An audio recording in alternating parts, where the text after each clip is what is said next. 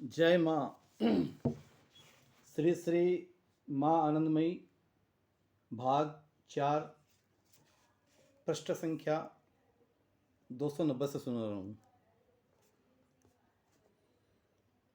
माँ के साथ आज कुछ बातचीत हुई।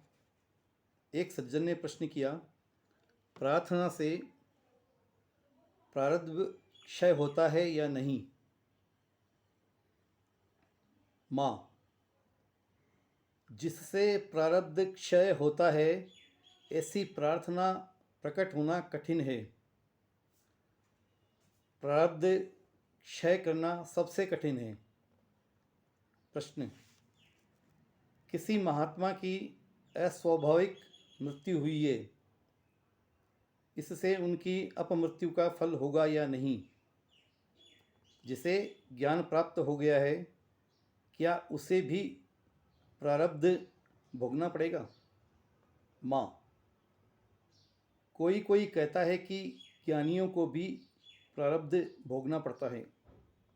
जैसे पंखे का स्विच बंद हो जाने के बाद भी कुछ देर तक वह घूमता रहता है, उसी प्रकार यह पंखा चलना ही प्रारब्ध है। किसी किसी का मत है कि जो ज्ञानाग्नि जला सकता है और वह इस प्रारब्ध को जला नहीं सकता, अर्थात जला सकता है। प्रश्न, प्रारब्ध नष्ट नहीं होता, मैं देखता हूँ कि शरीर ही नष्ट हो जाता है। माँ, शरीर बाधक नहीं होता। प्रश्न, ज्ञानियों को भी रोग होता है और कष्ट नहीं होता? माँ, कहाँ का आना जाना, अपने में अपने ही। प्रश्न, लोग तो देखते हैं, उन्हें भी कैंसर आदि होता है। माँ, लोग देखते हैं, देखने दो। जिन्हें कष्ट बोध है उनकी ऐसी स्थिति नहीं है, अर्थात वो सदैव परमानंद की स्थिति में रहते हैं। बाहर से लगता है कि उनको असाध्य रोग है, भयंकर कष्ट है, किंतु उनकी आंतरिक स्थिति सदैव भगवान में स्थित रहती है। दीदी, महापुरुष भी बीमार पड़ते हैं। शाश्वतानंद जी, उन्हें प्रारब्ध भोगना नहीं पड़ता। माँ, कनेक्शन कट गया है, मुक्त तो हो गए हैं, किंतु देख रहे हैं कि रोग से पीड़ित हैं। जो बाण छोड़ा जा चुका है उसे वापस नहीं लाया जा सकता। जो कुछ कर चुके हैं, अब कर नहीं रहे हैं, उसे भोगना ही पड़ेगा। प्रश्न, प्रारब्ध भोगने के लिए यह शरीर है? माँ, शरीर न रहने पर कौन भोगेगा? प्रश्न, ज्ञानी किस दृष्टि से प्रारब्ध भोगता है और उसे कौन देखता है? माँ, अपने को स्वयं देखता है। प्रारब्ध भोग रहने पर वहाँ मुक्ति कहाँ है?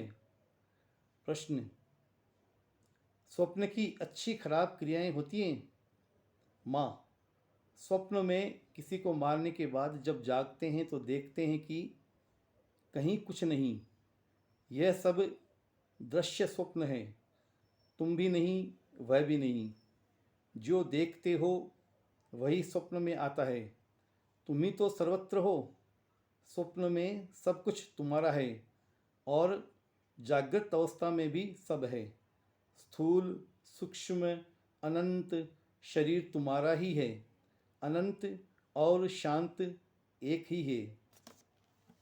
प्रश्न, मृत्यु के साथ क्या जाता है?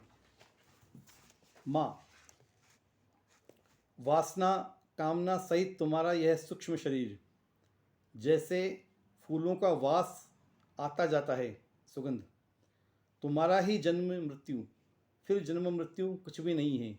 मृत्यु के बाद वासना कामना रहकर सूक्ष्म शरीर, वायुभूत निराश्रय मनुष्य अपने कर्मानुसार जन्म लेता है। वासना जड़ित मैं या अहमी का आता जाता है। आत्मा के आने जाने का प्रश्न नहीं है। स्थूल सूक्ष्म कारण, कारण का कारण, आत्मा, इसके प्रकाशित न होने तक आना जाना। आत्मा स्वयं प्रकाश, आना जाना जीव का, अपने को प्रकाशित करने के लिए पर्दा हटाना मात्र। प्रश्न, मन को कैसे वश में किया जाए? माँ, हरिचिंतन से मन वश में हो जाता है। अभ्यास योग कहा जाता है न। सत्संग, सदग्रंथ पाठ, श्रवण, जप, ध्यान, सब तरह का अभ्यास करना। प्रश्न, साधन किस प्रकार से आरंभ होता है? माँ, गुरु कृपा से। प्रश्न, गुरु कृपा कैसे होती है? माँ, सत्संग करो। प्रश्न, नींद पर कैसे विजय प्राप्त करें? माँ, जब सिनेमा देखते हो तब नींद नहीं आती। बाहरी भोग में मन आकृष्ट रहता है, नींद नहीं आती। जागृत स्थिति में जो परिश्रम होता है, निद्रा में विश्राम होता है। निद्रा में जीव अपने स्वरूप में जाता है, अज्ञान के एक आवरण में। जहाँ निरावरण का स्वरूप प्रकाश है, वहाँ निद्रा का प्रश्न नहीं है। इस निरावरण स्वरूप स्थिति में क्रिया और गति जितनी अधिक होगी, उतनी ही निद्रा का प्रयोजन कम होगा। शरीर की क्लांति से निद्रा आती है। परिमित आहार और निद्रा चाहिए। तमोगुण में, आलस्य में निद्रा अधिक होती है। तमोगुण जितना अधिक होगा, निद्रा उतनी ही अधिक होगी। सत्गुणों के प्रकट होने पर नींद में कमी हो जाती है। जय माँ, जय माँ, जय माँ।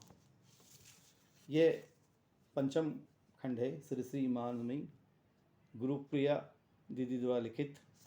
इसी प्रकार से ये 5 खंडों का सेट है।